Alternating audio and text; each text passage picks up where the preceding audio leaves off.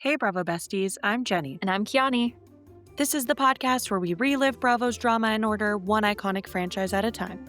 From Housewives to Vanderpump and more, we are breaking down every moment you love. No bias, no agenda, just the gossip and commentary you came for. Get comfortable. Your ultimate Bravo rewatch starts now. Hey, Kiani, Hey, Jenny. how's it going? Well, it's going great, and you would know because today's a special day. We're actually sitting right next to each other. I'm looking you in the actual face while we talk. Yes, yeah. And I think what makes it even better is that we also have a little beveragino.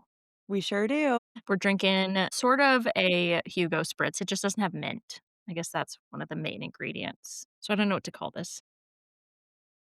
I don't know. We'll just say that it's Hugo Spritz and call it a day. Okay, that works for me. I can appreciate that. But yeah, it's going great. We are here, gathered here today, mainly because you are attending a conference in town, but also to talk about episode 6. Yeah, and let's set the scene real quick about how we prepared for this episode. Yes, shall we? We shall. So, Kiani did not prepare for my arrival the way that she had planned, which is okay. And she hadn't watched episode 6 yet before this podcast recording. So she puts it on. I'm doing some work next to her, and we are doing everything possible to not comment on the show as we watch it happening in real time. That is pretty accurate. There were multiple times that I had to cover my face because I didn't want to look at you and start cracking up and talking about it because we needed to save it for this. And it was so hard. And I would argue that up to this point in season 1, this is probably one of the better episodes. Oh, for sure. This is definitely a lot more true to, I think, what we typically see now. It had way more entertaining bits, way more drama, I think. So this was a really fun episode to watch. It really was, and I don't think you and I have ever watched a show, a movie, sporting event without commenting on almost every single second of whatever we're watching. Yeah, absolutely. We're usually talking through most of it, but we're okay with that happened. So we are talking about episode 6 of Real Housewives of Orange County, and this one is titled Shocking News. So this episode opens up on Laurie, our MILF, the MILF of Kodo. Confirmed MILF. So Laurie apparently has connections to someone involved in, or she knows Hugh Hefner. She says she like personally knows him, right? Or has become friends. And so in order to be able to attend one of his elusive or luxurious, if you will, pajama parties, Laurie has to submit almost an application of sorts to be able to attend. And this is in the form of bikini pics on the beach. Is there any other way to do it? I mean, I've never had to try out to go to a party, but I would imagine it's gotta be a pretty good party if you're if you there's a tryout. Truly. And her and Lorelai aren't taking this lightly. They're get ready together, they're putting on all the makeup, they're putting on the booby bikini, like, they are ready to go. They know the poses. I am so impressed by their ability to pose in front of the camera. Yeah, absolutely. They come to the beach, digital camera in tow. One of the notes that I put down was, "How does Laurie just already know how to pose like a Sports Illustrated model?" She's done her research. Yeah, absolutely, and it shows. And hey, it got her into the party. They got into the party. They definitely did, but, of course, in order to prepare for such a party, you have to go to the salon, you gotta get your hair done, you gotta get your makeup done, and so she does this. Lorelai have a little girl date to get ready for the party together. She does bring her son to the salon, which I was like, "Is he just there for a haircut? Is he going to the party?" We never got to see his after look, which I'm sad about. There are only so many ways you can style that haircut, so I assume he looked pretty similar on the way out as he did on the way in. I would imagine yes. Well, just to give you a visual of what to look forward to, it's very I chimed in with the "Haven't you people ever heard of closing the goddamn door, Panic at the Disco"-esque. Thank you for painting that picture. You're welcome. I hope you can picture it. I really can. Okay, good. So they do end up going to this party. In the aftermath of the party, Lori does have a conversation with her daughter, Ashley, and she's telling her about how fun the party was, and Ashley is like, "Hey, I'm gonna tag along next year whether you like it or not." That would be so uncomfortable. You show up at the door, "Hey, it's me, Laurie, and my daughter, Ashley." Yeah, absolutely. I mean, I that would be awkward. Yeah. I also had House Bunny flashbacks. Such a good movie. Great movie. I do that demon voice to remember things to this day. Of course. And I really wish they could have brought cameras in. Oh, that would've been nice. Laurie was probably in an episode of that, 'cause I bet if I had to put money on it. We'll find out, and we'll let you know. Yeah, we'll have to do some background research on that. Mhm. Yes. And then we round out Laurie's scenes with a family trip to the beach. So she takes her kids and her man friend, boyfriend, boy toy. We don't know what to call him, so we'll just say Steve. She brings Steve along with her family to the beach, and there's something kinda awkward that happens in the parking lot.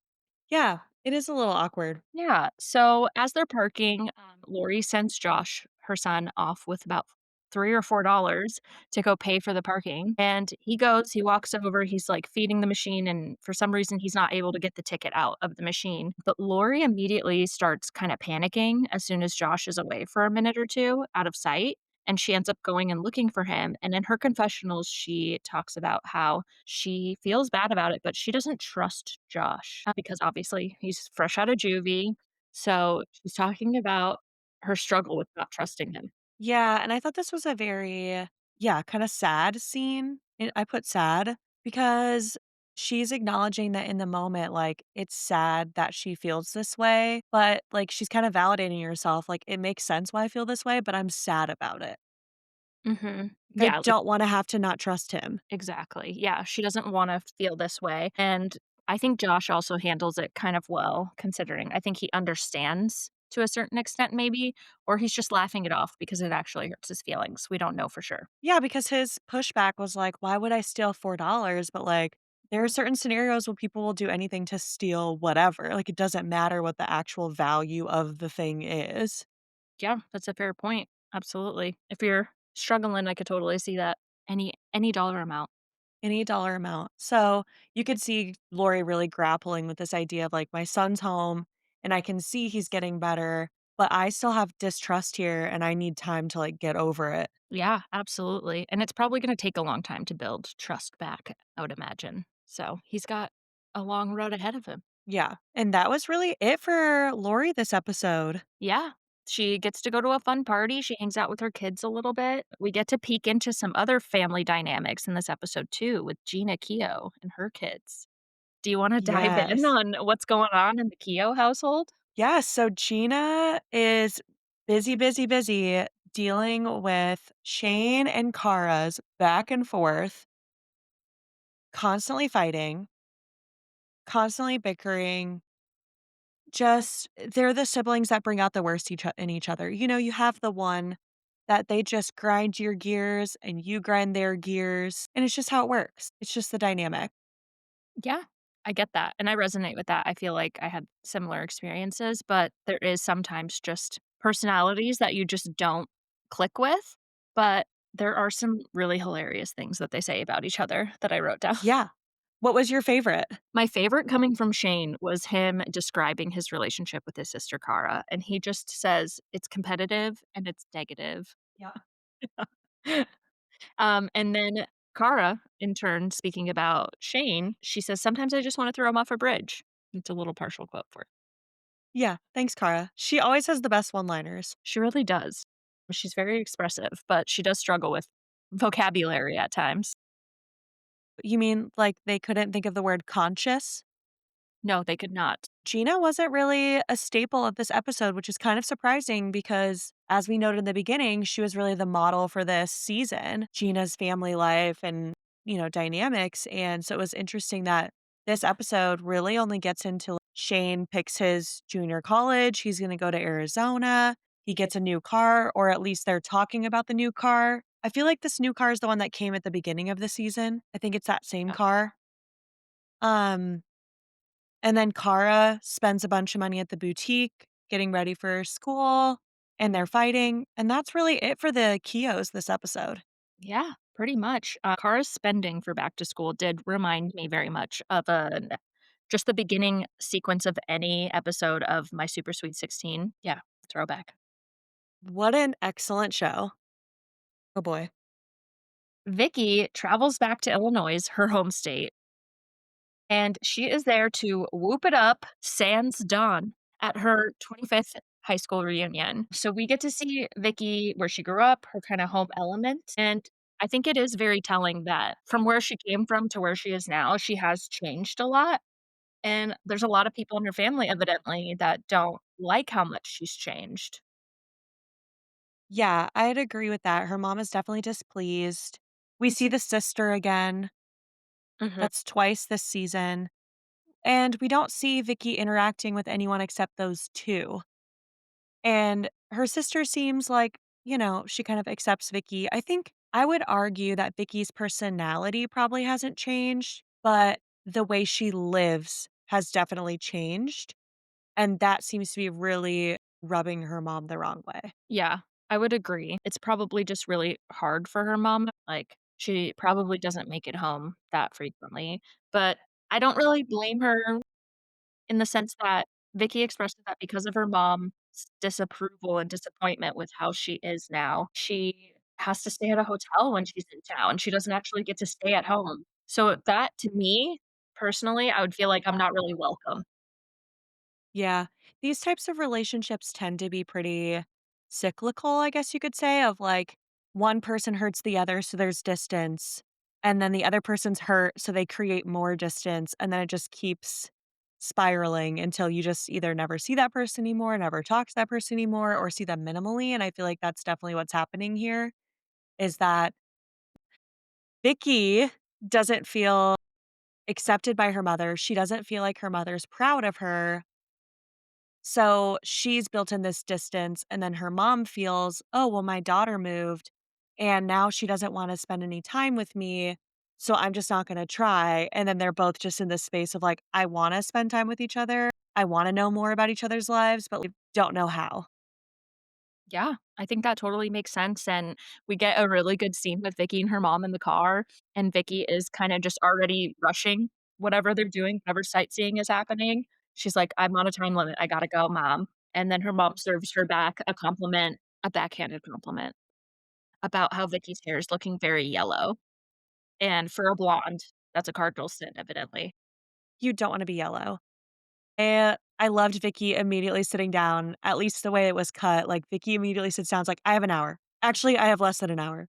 It was just like, if I was her mom, I'd be like, "Oh, wow, thanks so much for carving out this, like, 40 minutes." And then it's just Vicky talking on the phone with other people half the time.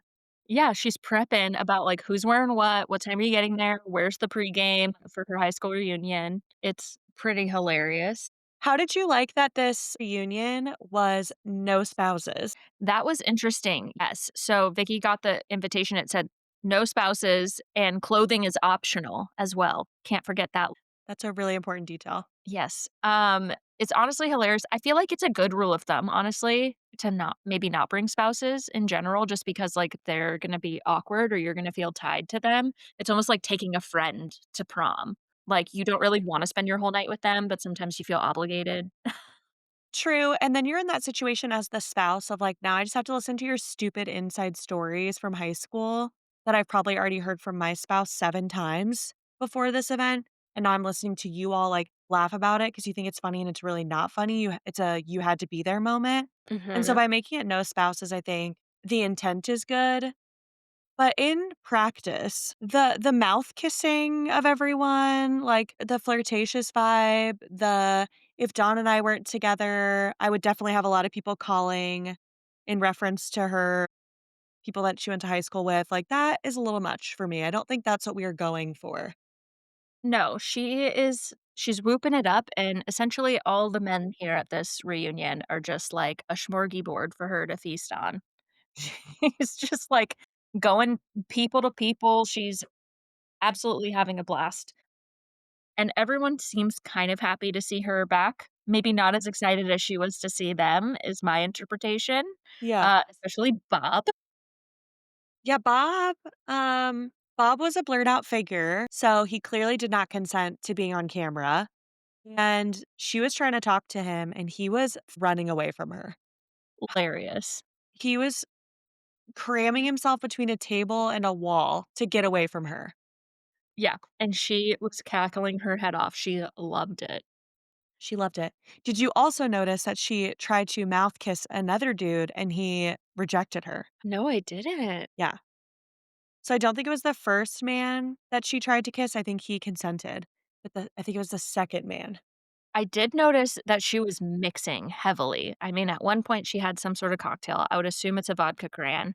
And then in the next scene, she has a beer. And then she's taking a shot in the next scene. I mean, she had to be absolutely tanked, which is probably what the reunion was for, honestly. I mean, if you're going to mix with people that you haven't seen in 25 years, a lot of them, and try to be social, you're going to have to lubricate yourself a little bit with some liquid courage. Yeah, I get that. Absolutely. What else did we get from Vicky this episode? Well, speaking of Dawn, not speaking, no one was speaking of Dawn because Vicky clearly didn't care about what Dawn was going to think or say after seeing her try to kiss many men at this reunion that he wasn't invited to. Yeah. But we have some exciting news for Don. Everyone clap with us. He got a job. Hey. Good job, buddy. So Dom is working a new schedule. He did get a job up north in Sacramento, but he's only going to be working a couple days a week. And he said that's fine because it's a 1 hour plane ride, which honestly, it sounds like about half of his week. He won't really be home. Sounds pretty ideal. Vicky's probably pleased about it too. She was already complaining that he was bugging her. I will say their celebratory dinner for Don getting this job. So they go out to dinner to celebrate Don getting this job, and I feel like this is the first time I actually see Vicky looking lovingly into Don's eyes. Oh, Like, they looked like they were finally getting along and being a happy married couple. I would agree with that until Dawn started talking about how she needs to let her kids live. And she cut him off and was like, I can't have you talking about me and my kids. Like, completely cut him off. And he was giving her sound advice. He's like, Brianna's going to college. She's going to be fine. You're going to be okay. You can't call Michael when he has a test to remind him. He's 20 years old. You have to stop. Vicky's not having it. No, she's not, which she's very stubborn, I think we're gathering, and she likes things done her way, which makes sense, but I also feel like maybe she should if she took a look at the whole picture here, she's gonna see that everything that she's been doing is probably not really working out since Michael got kicked out of school for a time, got put on academic probation. So, clearly, even with your reminders, he's still not doing his homework. Right. It's like, clearly something's not working, so why not just, like, try a whole new approach? Yeah, exactly. And it does stink for Dawn, I think, because the very verbiage that you mentioned where she says, "Don't worry about me," and does she say my kids? Something to that effect. Yeah. Well, I think that's kind of what she means, right? Because we talked about the dynamic before about how Brianna doesn't really see Dawn as a father figure fully. Yeah, She's conflicted with that. Yeah. Father figure versus my mom's husband. right. And so you can see that I see what you're saying. You can really see that in practice in this scene. Like, she's clearly drawing a line in the sand. I do what I want with my kids, and you don't get a say. Yeah, and that's probably how it was in the house the entire time they were growing up, which is why they feel that way. That Don really isn't an authority figure for them. Yeah, I would say so, and he's really trying to support Vicky. He's like, "It's hard, but they're adults, they have to go do their thing, and you can do your thing, and it's fine," but it's not Vicky's not at that place yet. She's not ready to do that. No, she is not. She's not ready to let go whatsoever. So to keep it on a low note, because we do end up getting it starts off pretty sad, but it does have a better ending for Kimberly. We get to see a lot more of her this episode, which is nice, but we wish it was for a better reason. So as we mentioned in the last episode, Kimberly did gotten a biopsy done of a mole. It came back as malignant. So she starts off this episode reflecting on this new diagnosis. So this kinda confirms what we talked about last time, that the confessionals are happening in real time Mhm. and not after the fact, because you can clearly see that Kimberly has not gotten her results back. So it clearly wasn't going to kill her in 4 months like she had kinda cited at the end of the last episode, or there was a preview or something where she said that, and she's processing, like, what are the things that she'd miss out on if that were the case? in real time. And we keep talking about contrasting in this season. And I think this episode really does a good job contrasting Kimberly's parenting style with Gina's and Vicky's specifically. So Kimberly is just like, "Oh, I'm worried I'm not going to be able to teach my kids the lessons they need to know. Like, I'm so proud of the woman that Bianca is. I don't know who my son is gonna be yet, but he loves to have fun and, like, I love his personality, and I'm sad that I don't get to see who he becomes." Yeah. The whole thing to me, as I was watching it, felt like a goodbye letter. Like, it was really sad in that way because she kind of just told us a little bit of how she sees each member of her family, why she's sad she won't get to see them grow into the next phases of their lives, and then just, like, kinda wishes them well almost. And like you mentioned, like, this interview and her thoughts and her words are happening before she understands, like, what her treatment plan is gonna ultimately end up being. And agree with your points on her parenting styles being so different. So in this episode, Bianca does well in school, and so Kimberly wants to reward her with a sleepover. Bianca decides that having the sleepover at the house is not an option for her because she doesn't want her little brother annoying them.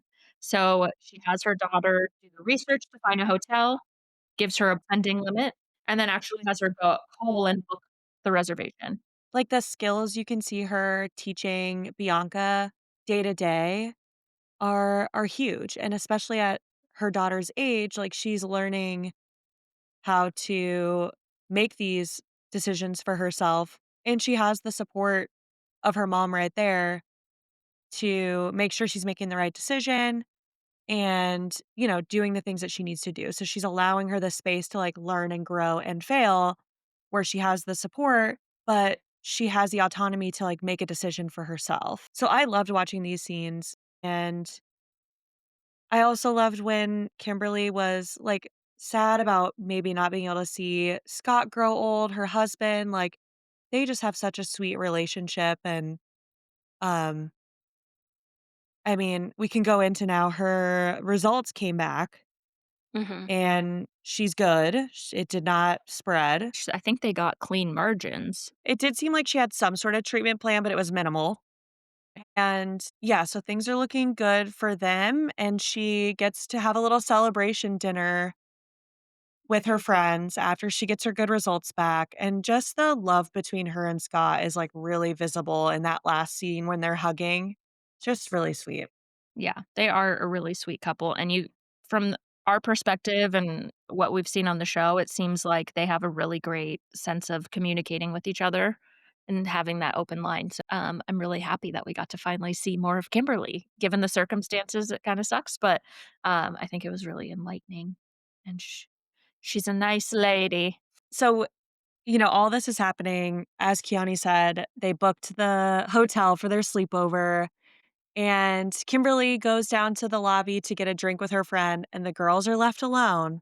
And what else would you do at that age but prank call? I don't think there's anything else to do, really. Like, I don't know of any other options. The girls are prank calling the front desk, just like putting on accents, asking stupid, silly questions. And I mean, the way they cut it, it looked like there was at least 4 different phone calls down to the lobby, probably more than that. But it escalated to the point where the front desk called the room back because in a hotel, you can see which room is calling you. They called the room back, the girls answer, and it's hotel security asking for an adult. Bianca pretends to be her mom for a hot second, and they probably are on to them because they follow up saying that they're gonna send a security guard to the hotel room, and they are gonna need to talk to an adult. Bianca panics, calls Kimberly. Kimberly shows up just in the nick of time, and Kimberly, like, backs up the girls first and foremost. She's like, "My kids wouldn't do that. No, like, I'm sure it wasn't anything serious. They would never do anything malicious or mean." Yeah, I think the security guard was accusing them of like calling other rooms and waking people up. And that's, I think Kimberly was like, no, they wouldn't do like they would call people they know, like they wouldn't wake people up in the hotel. And I'd agree with that. And then she comes in the door and she's like, okay, so tell me what happened. And the girl's like, well, we called the front desk. And she's like, okay, so it sounds like you did call people that you don't know. You called the front desk a few times. It's okay, but you're gonna go down to the front desk and you're gonna apologize tomorrow Yes, with eye with contact. eye contact, of course. Yeah, I really like the way she handled that, just not making them feel like they're bad kids or anything and not ruining the fun because their slumber party was kinda just getting started, but just helps them understand what they did and that they need to apologize for it.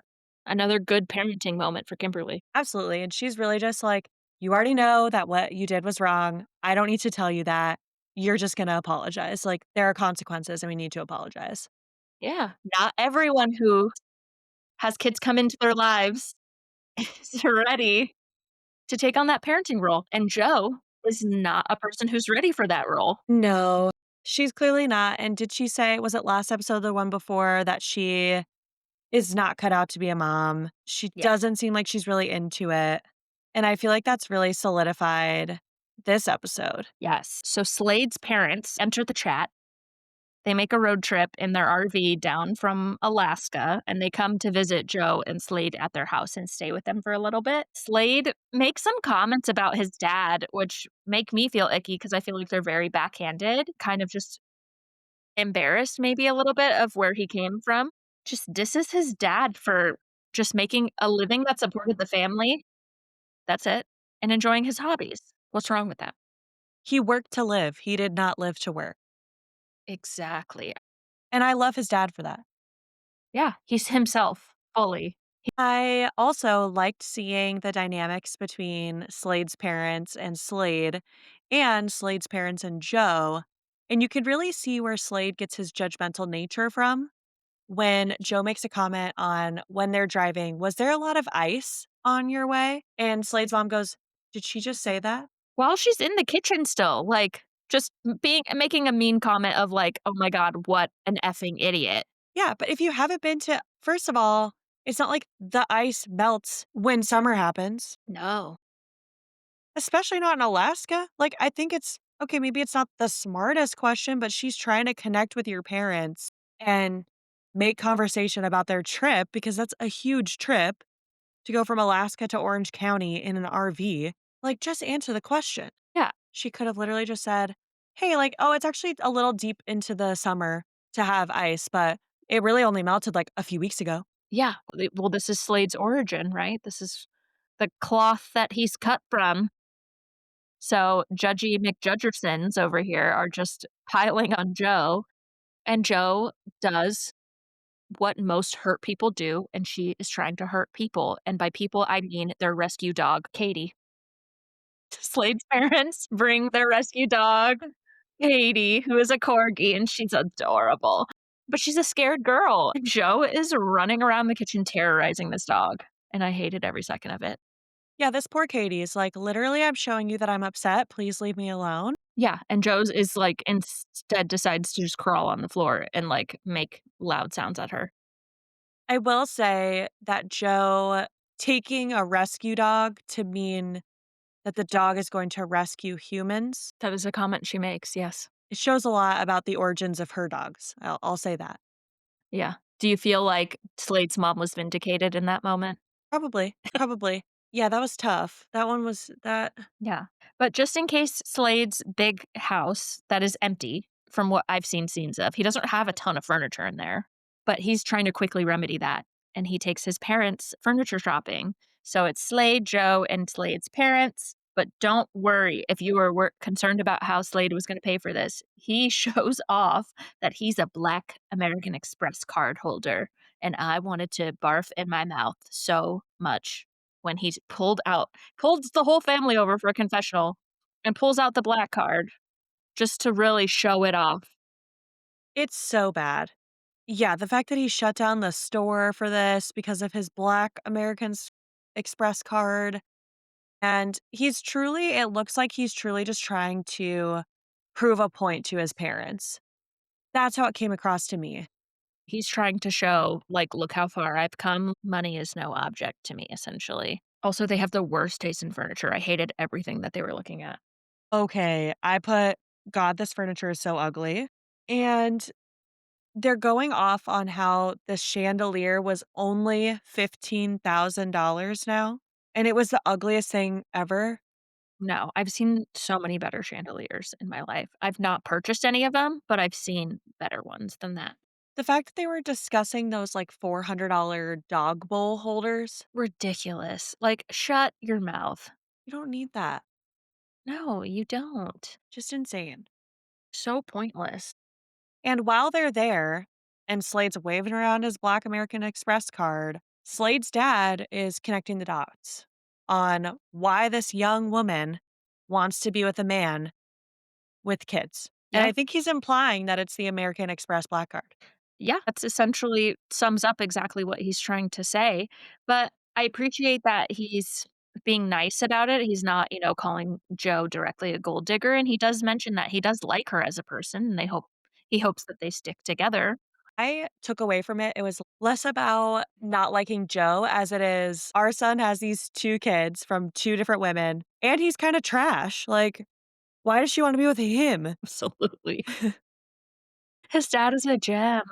He showed up in his little red cowboy boots on the scene, and he stole my heart. He was so precious. He really was.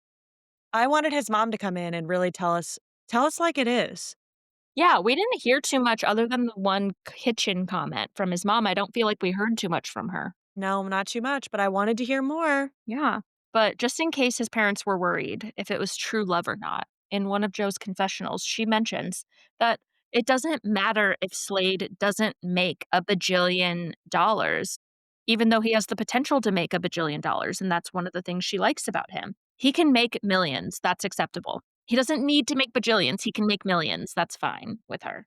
That is a model for true, what's the word I'm looking for? You compromise. That's the word. Yes. Joe is the model for compromise. She will accept millions of dollars. She doesn't need billions. She'll compromise. No, She's okay with that. she's just a nice girl like that. She truly is. She'll love him no matter what. Really. But he better be making millions. Yes. Yep. So they get so excited about their furniture. That goes really well.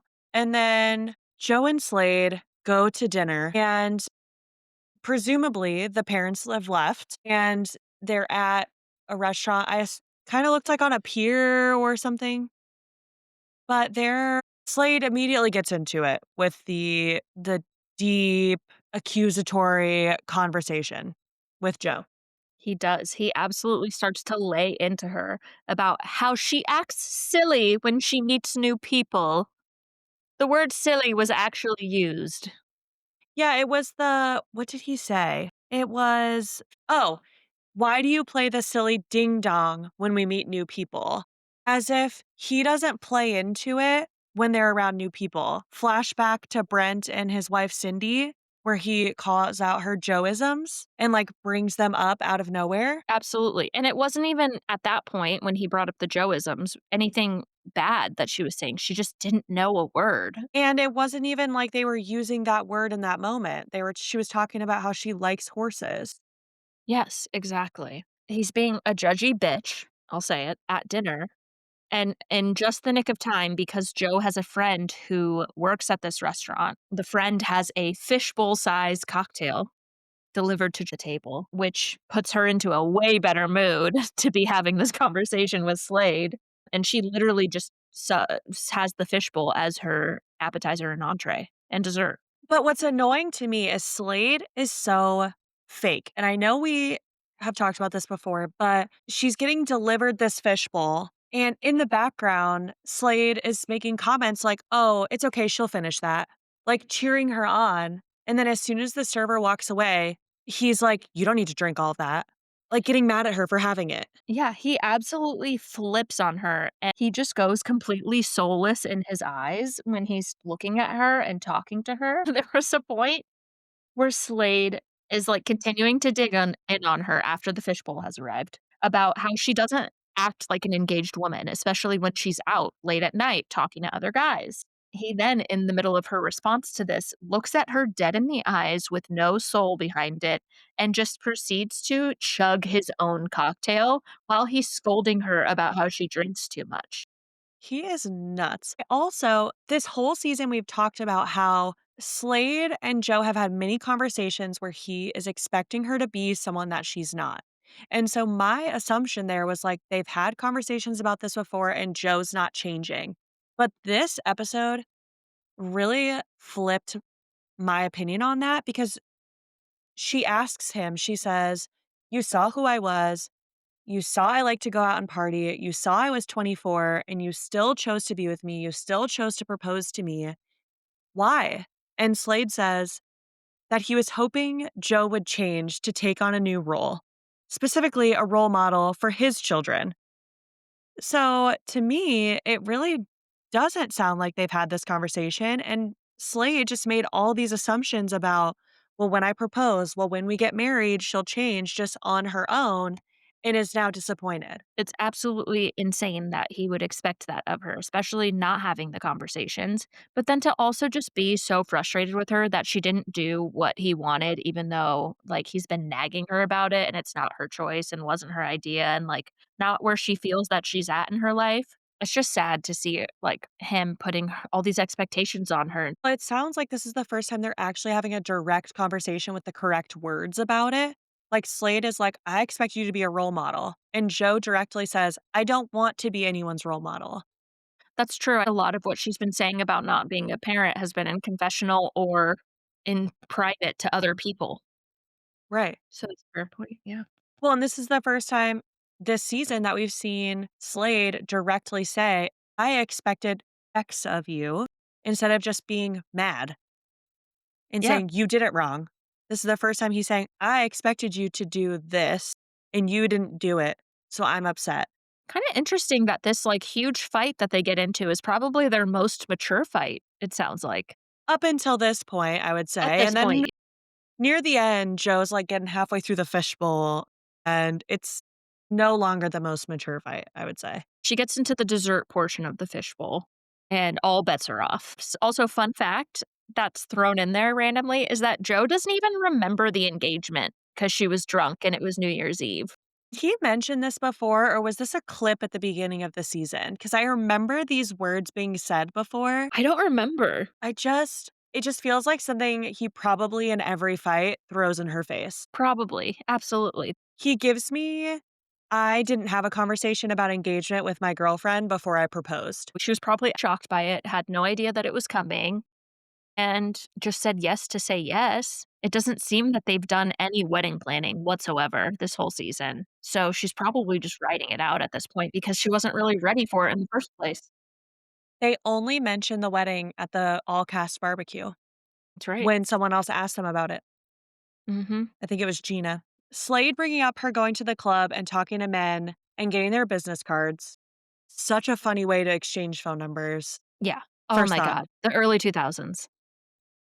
Just like if you don't have a job then, do you just like have a personal business card? Like here's my name and here's my phone Yeah. number? I think you do. I love that. And then Slade saying he says kind of in this general weird way that he's like narrating his life of like, I found the perfect fit, but she's 24 and can't stop partying. Like, so Slade, she doesn't sound like a perfect fit at all then. He's, like, talking about how unfair it is that he can't have her because of her age and how she's so immature, which I think is ridiculous, like, on so many levels that he's talking about, like, "I went ahead and picked a 24-year-old, and it's not working out how I imagined it in my head because she has free will."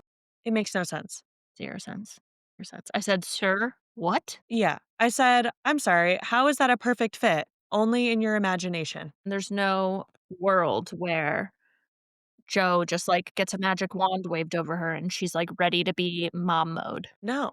It's just it's very clear, and we're all seeing it, so it's gonna be interesting, and I'm looking forward to the reunion in this way to, like, hear Joe reflect back on it, because we get a huge bombshell at the end. Yes. Yes, we absolutely do. Walk us through it. So, first and foremost, I know you're wondering, yes, Joe finished the fishbowl. And she got another drink after that. She did a shot with the bartender. Yes, she did. So she decides because this date goes to hell, this argument goes to hell, that she's just gonna hang out at the bar, wait for her friend to get off, and then go get some more drinks with her friends. Because that if that doesn't prove the point of where she's at, I don't know what will. I love her coming back from the so she is talking to her friend in the kitchen, complaining about Slade, and then she comes back to the table and she's like, "I'm gonna go get wine with them after work." And then Slade is obviously mad because he's just now talking about how he doesn't want her to drink as much. And then she has the audacity to ask him, "Why are you pissy?" Yeah, she's like, "What's wrong?" Like, "I'm just doing what I always do." So good. I love Joe just being Joe. She wraps up with Slade, and then we get flashed to the next day where Jo is driving in her car, and she announces to us that the engagement is off because he walked out on her. That's what she says. And cuts to the ring on the counter. The Tiffany canary yellow ring is on the counter, It's back on in the the blue counter. box. Yeah. And that's where we end this episode. Big cliffhanger. Big cliffhanger. I'm excited to see what happens next. What are the odds that Jo and Slade stay broken up? 0%. I would agree with you. They are so toxic. There is no way this is a one and done breakup. I wouldn't be surprised if this is already their second or third breakup. Oh, I'm sure at this point. I feel like the easier people, like couples that tend to break up a lot throughout their relationship, I think it just gets easier and easier the more you break up. 100% because you're like, well, they'll just be there in a couple days anyway, so I'll just start fresh. Yeah. Like, oh, you didn't unload the dishwasher when I asked? I'm done. Okay, Jenny, here's my confessional question for you. It's a multi-parter, Do I get them at the same time or separate times? same time. Okay. And you are yourself. Jenny, have you attended any of your high school reunions? And if you have not, what would it take for you to attend one? Okay. So I my 10-year reunion passed a couple years ago, and I did not attend because the invite was only distributed via Facebook, and I don't have a Facebook, Fair. which I thought was like a little antiquated for people that graduated the year I did. We all have Instagram. Mhm. Like, why are we distributing things on like the Gen X platform, Facebook? I graduated not too far after you, and mine was through Instagram, is how I found out about mine. Right. Yeah, So I was a little offended by that, first of all. And then my best friend from high school, who I still am very close with, told me about the reunion happening. And we basically did the like typical thing that girls our age do, where I said, "Are you going?" And she said, "No." So I said, "I'm also not going," that's fair. because I knew the people that were going. And I was like, they're fine, but I'm good. You gotta go in with backup, I agree. But my friend that I am still very close to from high school, I wouldn't go if she wasn't going, absolutely. But I was Yeah. never going in the first place, I was unavailable. No, I was probably never going. That's It would fair. kind of take a lot. Like the stars would almost have to align. Yeah, that's fair. You could take me to your high school reunion. That'd be fun. We could be like Romy and Michelle. Okay, so I have to let you know that I don't understand that reference. Okay, I know what we're doing after we record this episode. And with that,